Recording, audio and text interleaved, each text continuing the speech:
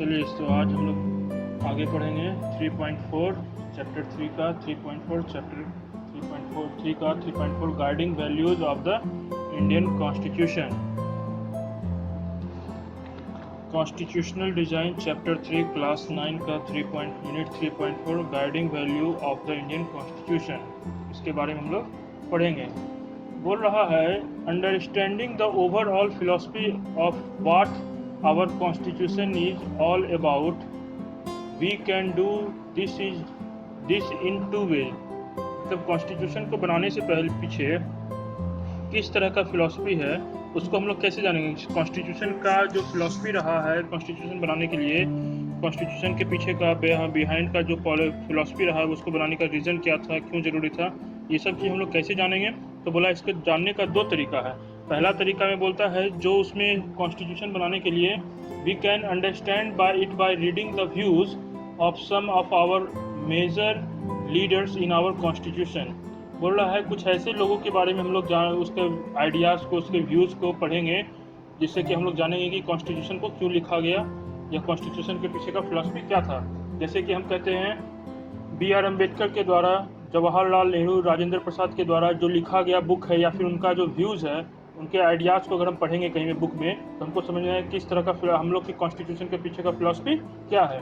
और दूसरा तरीका जो है वो है हम लोग की कॉन्स्टिट्यूशन के प्रिम्बल्स को पढ़ के, प्रिम्बल को अगर पढ़ेंगे तो हमको समझ में आएगा कि उसके पीछे का फिलॉसफी क्या है, ओवरऑल फिलॉसफी क्या है, कॉन्स्टिट्यूशन का क्या फिलॉसफी है। ये हम लोग को समझने के लिए या तो हमको कॉन्स्टिट्यूशन जो बनाए हैं उन लीडर्स के बारे में पढ़ना होगा, उनकी सोच के बारे में जानना होगा, उनके व्यूज़ को जानना होगा, उनके बुक्स को पढ़ना होगा, या फिर दूसरा काम कर सकते हैं कॉन्स्टिट्यूशन में जो प्रिम्बल दिया गया है उसको पढ़ सकते हैं। फिर आगे दिया है the dream and the promise. Mahatma Gandhi he was not a member of the constituent assembly. सबसे बड़ा बात है कि महात्मा गांधी सपोर्ट किए थे लेकिन महात्मा गांधी इसके मेंबर नहीं थे, कॉन्स्टिट्यूटेंट असेंबली के मेंबर नहीं थे। Yet there were many members who followed his vision. लेकिन फिर भी चूँकि वो कॉन्स्टिट्यूटेंट असेंबली के मेंबर नहीं थे लेकिन उनके आइडियाज़ को बहुत लोग फॉलो करते थे। बहुत सारे लोग जो थे, मेंबर्स जो थे, वो उनसे सलाह, कॉन्स्टिट्यूटेंट मेंबर्स के बहुत सारे लोग उनसे सलाह लेने आते थे कि कैसे क्या, कौन सा कॉन्स्टिट्यूशन में क्या जोड़ना है, किस तरह का कॉन्स्टिट्यूशन होना चाहिए, आप क्या चाहते हैं, इस तरह का सलाह लेने आते थे, उनको ऐड किया गया। 1931 में उनके द्वारा एक मैगजीन लिखा गया था यंग इंडिया। महात्मा गांधी के द्वारा 1931 में एक बुक लिखा गया था, मैगजीन लिखा गया था जिसका नाम था यंग इंडिया। उसमें उन्होंने बताया कि इंडिया का कॉन्स्टिट्यूशन कैसा होना चाहिए। उसमें उन्होंने ये चीज़ बताया कि इंडिया का कॉन्स्टिट्यूशन कैसा होना चाहिए। देखिए इसके बारे में यहाँ देखिए, ओहो नहीं होगा, चलिए इसको हम पढ़ देते हैं। इसमें गांधी जी का कहना था कि वो एक ऐसा देश, ये जो किए हुए हैं, वो एक ऐसा भारत को एक ऐसा देश बनाना चाहते, भारत के लिए एक ऐसा संविधान चाहते थे, भारत के लिए एक ऐसा संविधान चाहते थे जो गुलामी से आज़ाद हो। ठीक है, उसके बाद वो चाहते थे कि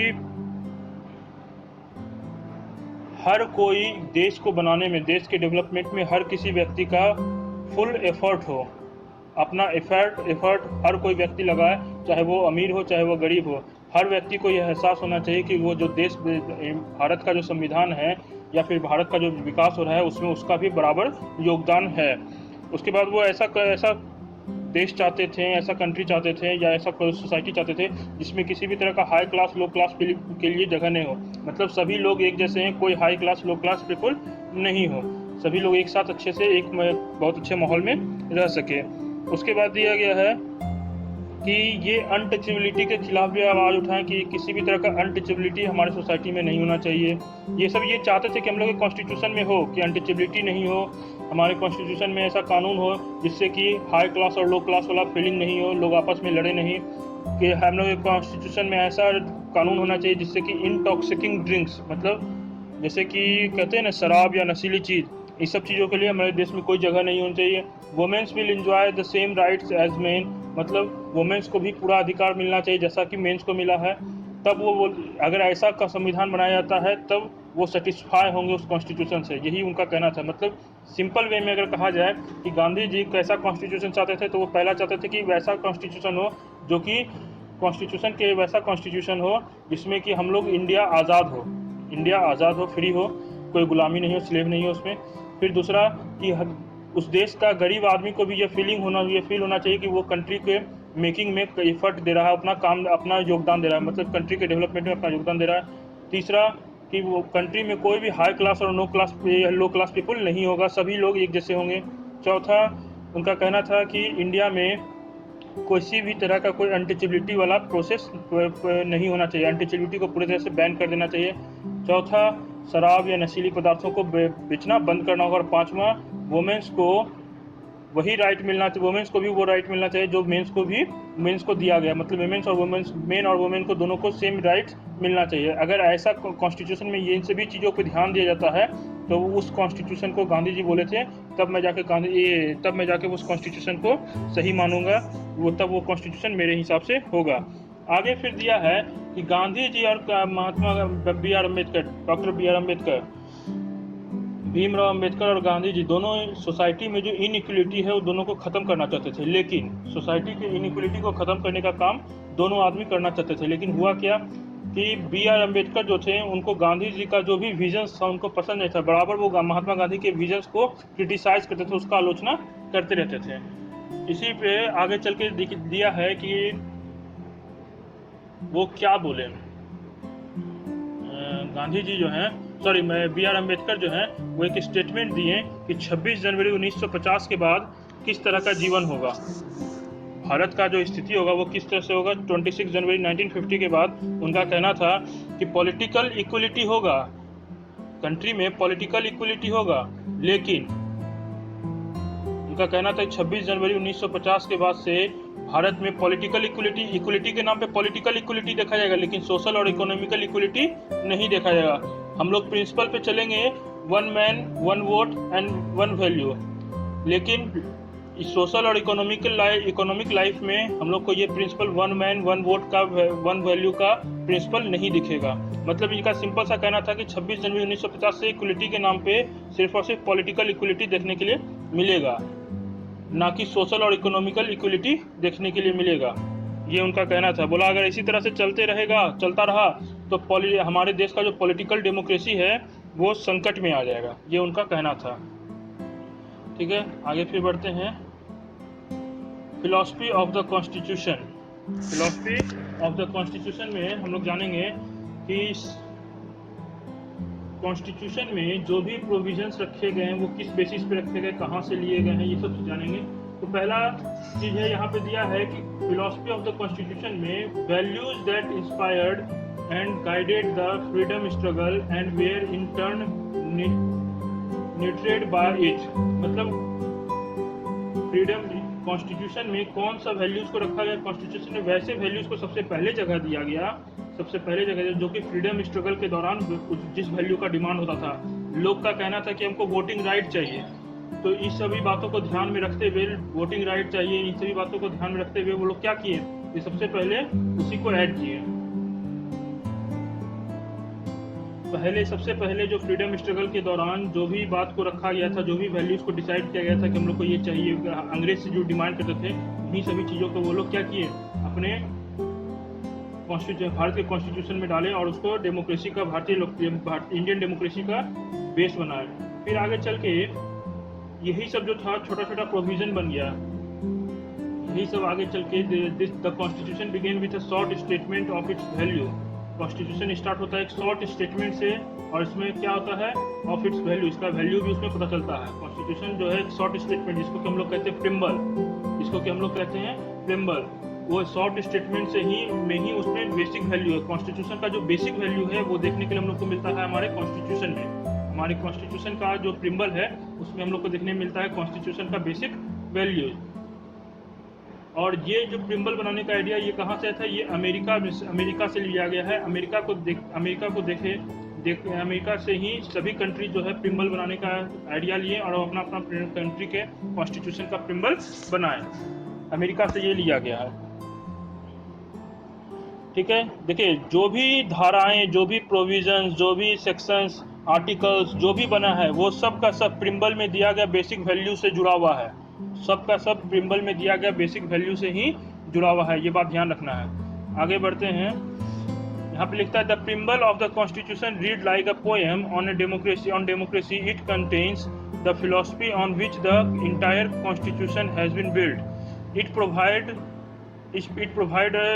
a standard to examine and evaluate any law and action to government to find out whether it is good or bad. It is a soul of Indian constitution. सबसे पहले नीचे शुरू करते हैं। प्रिम्बल को कहा गया है इंडियन कॉन्स्टिट्यूशन का सोल। भारत की संविधान की आत्मा कहा गया है इंडियन कॉन्स्टिट्यूशन को। फिर आगे दिया गया है कि अगर हमको कोई भी कॉन्स्टिट्यूशन, हमारे देश का जो भी लॉ है, जो भी कानून है, अगर उसको हम एग्जामिन करना चाहते हैं, इवेल्युएट करना चाहते हैं, देखना चाहते हैं कि वो सही है या नहीं, तो उसको इवेल्युएट करने का तरीका है प्रिम्बल। हम अपने देश का कोई भी कानून उठा लें, कोई भी कानून, कोई भी नियम, कोई भी सेक्शन, उसमें अगर हम उसको चेक करना चाहते हैं कि वो कंट्री के लिए गुड है या बैड है, या देश के लिए सही है या नहीं, तो उसको हम लोग चेक करने का तरीका है कि प्रिम्बल में लिखा गया बात से अगर वो मैच कर रहा है तो वो सही है, तब वो सही होगा। जैसे कि हम कहते हैं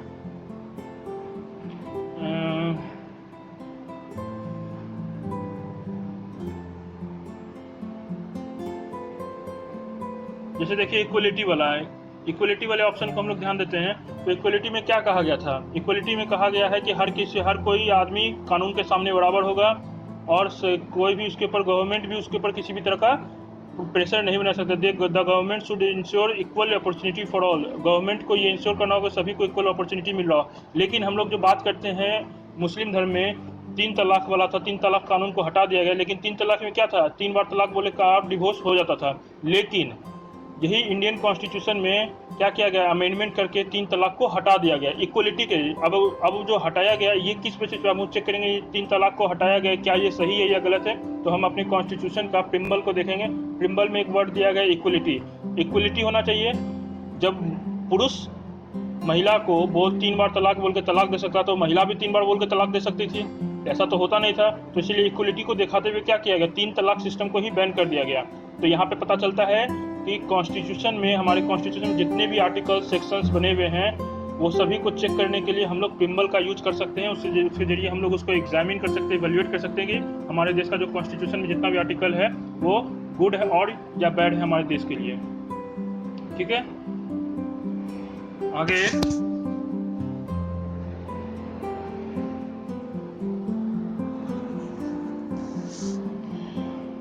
आगे इसमें देखिए इस सब का मीनिंग है we the people of India. इसका मतलब क्या हुआ?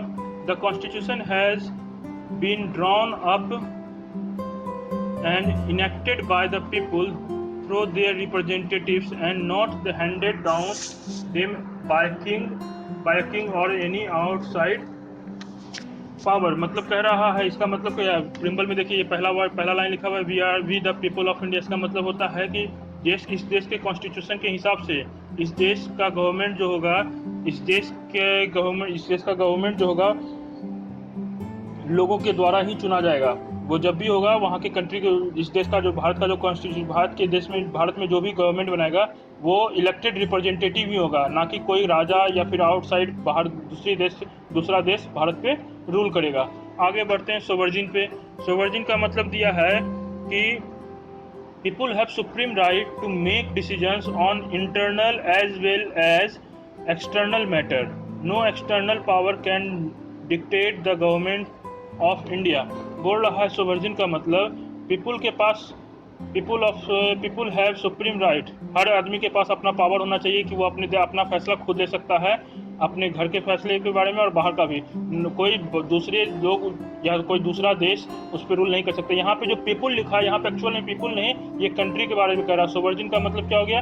कंट्री में रूल करने वाला जो प्रेसिडेंट या प्राइम मिनिस्टर होगा वो कंट्री के लिए डिसीजन खुद लेगा, ना कि कोई बाहर अदर साइड कंट्री का पावर या फिर कोई दूसरे लोग उसके लिए उसको सजेशन देंगे, उसके लिए उसको प्रेशर करेंगे कि तुमको ये मानना ही पड़ेगा। जैसे कि हम लोग कहते हैं ना कि घर में डिसीजन लेने का पावर किसके पास होता है? या तो मम्मी या तो पापा। तो वो क्या हो गया? वो कोई और तो डिसीजन नहीं लेता है। हम और आप छोटे बच्चे जो होते हैं, उनके जो बच्चे होते हैं वो लोग तो डिसीजन नहीं लेते घर के मामले में। जब भी लेते हैं तो मम्मी या पापा लेते हैं। तो सोवर्जिन कौन हुए? सोवर्जिन हुए मम्मी या पापा। मतलब सुप्रीम पावर किसके पास है डिसीजन लेने का? Supreme power, right to decision लेने का सुप्रीम पावर किसके पास है? मम्मी पापा के पास। उसी तरह से बोला गया कि अगर हमारा कंट्री जो है उसमें जो भी डिसीजन लिया जाएगा वो हमारे चुने हुए इलेक्टेड रिप्रेजेंटेटिव ही लेंगे, ना कि कोई बाहर के लोग उसमें डिसीजन ले सकते हैं। सोशलिस्ट में दिया है wealth is generated socially and should be shared equally by society. Government should regulate the ownership of land and industry to reduce socio economic inequality. बोल रहा है कि जो भी वेल्थ धन संपत्ति वगैरह जनरेट होता है समाज में, हम लोग जो काम कर रहे हैं, कुछ ना कुछ प्रॉपर्टी जनरेट हो रहा है, नया नया अपॉर्चुनिटी आ रहा है, तो सोशलिस्ट बोल रहा है कि सरकार को इस तरह से अपना नियम कानून रेगुलेट करना चाहिए, बार बार घुमाना चाहिए, जिससे कि land regulate the ownership of land and industry. Land का रेट इस तरह का रखना चाहिए, इंडस्ट्री इस तरह का, इंडस्ट्री को खड़ा करने के लिए जो मिनिमम क्राइटेरिया है इस तरह का रखना चाहिए, जिससे कि सोसाइटी में इनइक्वलिटी, सोशल और इकोनॉमिकल इनइक्वलिटी कम हो सके। Wealth is generated socially and should be shared equally by society. जो भी सोसाइटी में वेल्थ जनरेट होता है वो सब आपस में इक्वली डिवाइड होना चाहिए, सभी को इक्वली शेयर होना चाहिए, सभी उसमें अपना अपना हिस्सा ले सकता है, जो जैसा काम किया वो वैसा ले सकता है। ये सोशलिस्ट वर्ड जो है ये रशियन रिवॉल्यूशन से आया है, ये याद रखिएगा। सोशलिस्ट वर्ड बाद में ऐड हुआ है और ये रशियन रिवॉल्यूशन से लिया गया। इसमें क्या बोला, wealth is generated socially and should be shared equally by society. जो भी वेल्थ जनरेट होता है सोसाइटी में, जो भी वेल्थ सोसाइटी में जनरेट होता है वो इक्वली सोसाइटी में जनरेट होता है वो इक्वली शेयर किया जाए सभी लोगों के बीच में। और गवर्नमेंट को भी बोला है कि आप ध्यान रखिए, गवर्नमेंट को इसका कहना है कि आप इस बात का ध्यान रखिएगा कि सभी लोगों के बीच में जब सरकार जमीन, उद्योग, धंधों की हकदारी और उससे जुड़े कानून इस प्रकार बनाए कि सामाजिक आर्थिक समानताएं कम हो। मतलब बोल रहा है जमीन से रिलेटेड कानून या अपना इंडस्ट्री खड़ा करने से रिलेटेड कानून, जो भी क्राइटेरिया है, मिनिमम क्राइटेरिया जमीन खरीदने का या इंडस्ट्री खड़ा करने का, वो सबको इस तरह का गवर्नमेंट को सेट करना होगा जिससे कि सोशल और इकोनॉमिकल इक्वलिटी कम हो जाए, इनइक्वलिटी, सोशल और इकोनॉमिकल इनइक्वलिटी कम हो। उसके बाद बात करते हैं सेक्युलर का। सिटीजन्स हैव कंप्लीट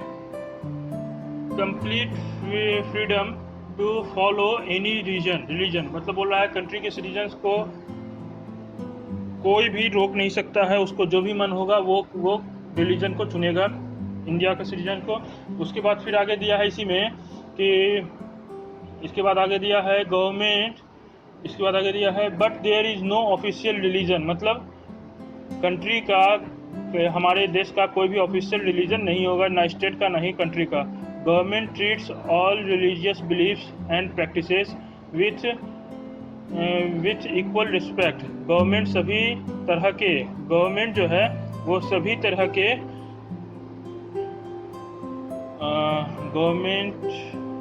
तरह के धर्मों को, उसके जो मान्यताएं हैं उनको बराबर सम्मान देगा।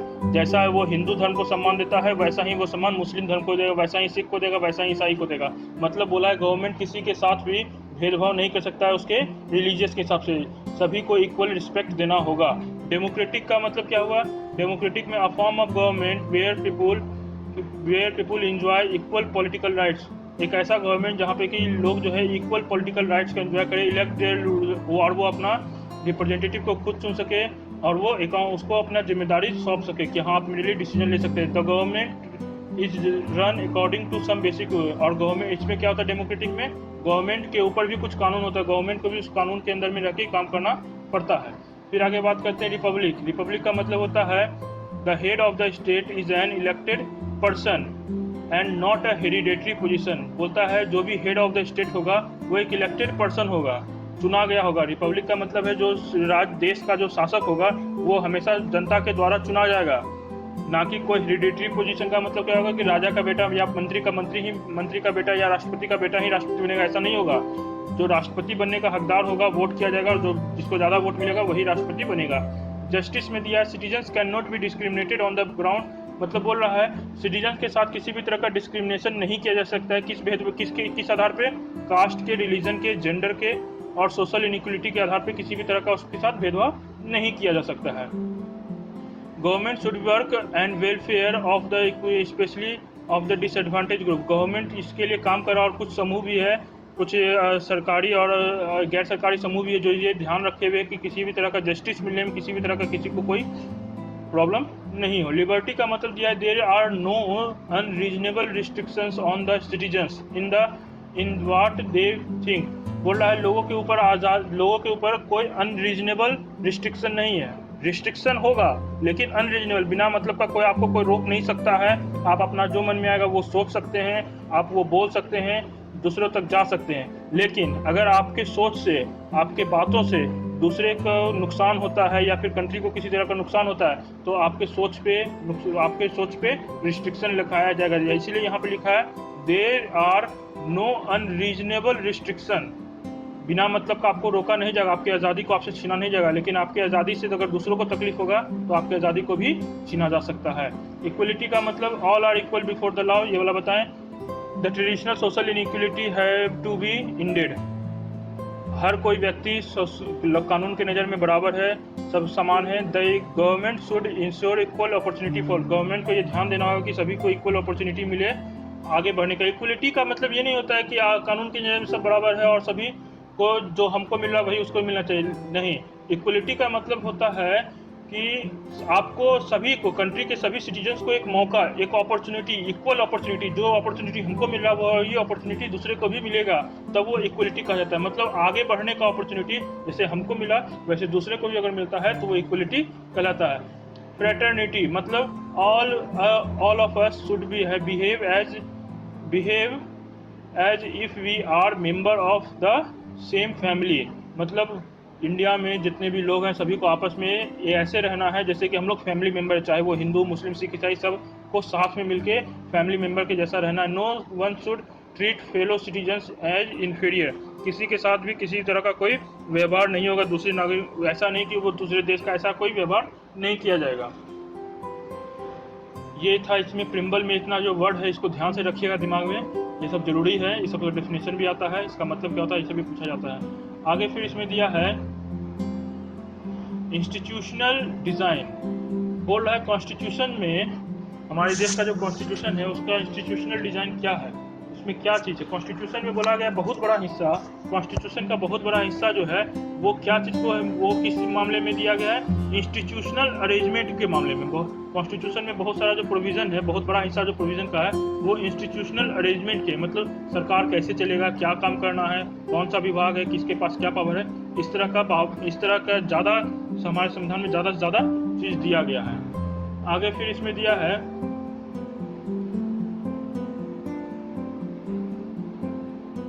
It is very long. हमारे देश का कॉन्स्टिट्यूशन जो है बहुत बड़ा है। It is very long and detailed document, इसमें सभी तरह का डिटेल दिया हुआ है। Therefore it needs to be amendment quite regularly to keep it update. बोला हमारे देश का संविधान इतना बड़ा है कि उसको लगातार अपडेट करना चाहिए, अपडेट करना होगा। और लगातार अपडेट करने से क्या होगा कि उसमें सोसाइटी में जो भी चेंजेज आ रहा है या लोग जो चाह रहे हैं उसके हिसाब से उसको बदला जा सके। देखिए हिंदी में इसको पढ़ते हैं, यहाँ लिखता है भारत का संविधान का ज़्यादातर भाग व्यवस्थाओं को तय करने वाला है। भारत के संविधान में ज़्यादातर भाग जो है वो क्या है, व्यवस्थाओं को तय करने वाला है। जैसे यहाँ देखिएगा, देखिए इसमें भी दिया हुआ है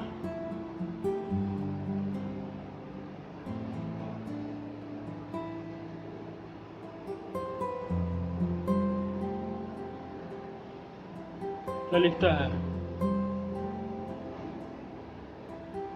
भारत का संविधान का अधिकांश हिस्सा इन्हीं व्यवस्थाओं को तय करने में लगा हुआ है। मतलब भारत का जो संविधान है उसका बहुत बड़ा हिस्सा व्यवस्थाओं को तय करने के लिए, इंस्टीट्यूशनल का मतलब लेजिस्लेटिव कैसे काम करेगा, एक्सिक्यूटिव कैसे काम करेगा, जुडिशरी कैसे काम करेगा, इन्हीं सब को लेके, और गवर्नमेंट ऑफिसेस हैं उन लोग के पास क्या क्या पावर है, इन लोग इन्हीं सब को लेके सबसे बड़ा हिस्सा बना हुआ है। उसके बाद लिखता है कि यह एक बहुत ही लंबा विस्तृत दस्तावेज है, ये बहुत लंबा और विस्तृत दस्तावेज है कॉन्स्टिट्यूशन के बारे में, हमारे कॉन्स्टिट्यूशन के बारे में। इसलिए समय समय पर इसे नया रूप देने के लिए इसमें बदलाव की ज़रूरत पड़ती है, और इसीलिए इसमें कॉन्स्टिट्यूशन इतना बड़ा है तो इसमें हमेशा बदलाव लाना जरूरी है। वो लिखता है भारतीय संविधान के निर्माताओं को लगा कि इसे लोगों की भावनाओं के अनुरूप चलना चाहिए और समाज में हो रहे बदलावों से दूर नहीं रहना चाहिए। मतलब जब कॉन्स्टिट्यूशन लिखा जा रहा था तब उस समय जो कॉन्स्टिट्यूशन बनाने वाले थे उन लोग ये बात को दिमाग में रखे हुए थे कि सोसाइटी में जो चेंजेस आएगा उससे कॉन्स्टिट्यूशन दूर नहीं रहना चाहिए। मतलब जैसे जैसे सोसाइटी में चेंजेस आएगा वैसे वैसे कॉन्स्टिट्यूशन में भी चेंजेस लाना चाहिए। बोला कि कॉन्स्टिट्यूशन को ऐसा बनाना है जिसमें कि समय समय पे बदलाव कर सके, इसलिए उन्होंने बदलावों को समय समय पर शामिल करने का प्रावधान भी रखा। इन बदलावों को संविधान संशोधन कहते हैं। जब देखिए यहाँ पे क्या लिखता है इंग्लिश में, they made a provisions to incorporate changes from time to time, these changes are called constitutional amendment. मतलब संविधान में टाइम टू टाइम चेंजेस करने का भी प्रोविजन बना दिए। कॉन्स्टिट्यूशन असेंबली के जो मेंबर्स थे वो एक प्रोविज़न बना दिया कि जिसके जरिए कॉन्स्टिट्यूशन में बदलाव किया जा सके, और उसको कहा जाने लगा उस प्रोविज़न को कॉन्स्टिट्यूशनल अमेंडमेंट। फिर आगे दिया, the Indian constitution lay down a procedure of for choosing person to govern the country, it defines way who will have how much power to take decisions and puts limits to what the government can do by providing some rights to the citizens that cannot be violated। मतलब यहाँ बोला Indian constitution में ये भी दिया गया कि government को कैसे चुना जाएगा, हमारे देश का जो गवर्नमेंट होगा उसको कौन कैसे चुना जाएगा, कौन लोग चुन सकता है और कौन लोग उसमें जा सकता है, कौन लोग किस लोग को हम लोग को चुनना होगा और कौन लोग चुनने वाला, मतलब वोट देने वाला और इलेक्शन में खड़ा होने वाला दोनों कौन होगा, ये भी चीज़ कॉन्स्टिट्यूशन में दिया गया है। डिसीजन लेने का पावर किसके पास होगा ये भी कॉन्स्टिट्यूशन में बताया गया है। यहाँ तक कि गवर्नमेंट के ऊपर भी लिमिट्स रखा गया कि उसके पावर के ऊपर भी लिमिट्स रखा गया और उसको ये प्रोवाइड किया गया है कि कुछ राइट्स दिया गया है जिससे कि वो गवर्नमेंट को कुछ राइट्स दिया गया जिससे कि वो सिटीजन्स के राइट्स को वायलेटेड होने से, नुकसान पहुँचने से कम कर सके, बचा सके। ठीक है, देखिए यहाँ पे दिया हुआ किसी भी संविधान की भर्ती किसके पास कितनी शक्ति होगी, कौन किस बारे में फैसले लेगा। साथ ही संविधान नागरिकों को कुछ स्पष्ट अधिकार देकर सरकार के लिए लक्ष्मण रेखा तय करती है कि सरकार इससे आगे नहीं बढ़े। मतलब क्या किया है गवर्नमेंट, उसके ऊपर लिमिट, गवर्नमेंट के ऊपर कॉन्स्टिट्यूशन लिमिट भी लगा दिया। गवर्नमेंट को बोल दिया है कि सिटीजन्स को अब हम जो राइट दिए हैं कॉन्स्टिट्यूशन के हिसाब से उसको बचाना है, उसको सेफ भी रखना है। तो ये हो गया आप लोग का चैप्टर 3 खत्म। यहाँ पे कुछ डेफिनेशन है, ये जरूर ध्यान में रखिएगा, डेफिनेशन जरूर देखिएगा। चैप्टर आप लोग का 3 सिविक्स चैप्टर 3 कॉन्स्टिट्यूशनल डिजाइन खत्म है। कोई कंफ्यूजन होगा तो पूछ लीजिएगा।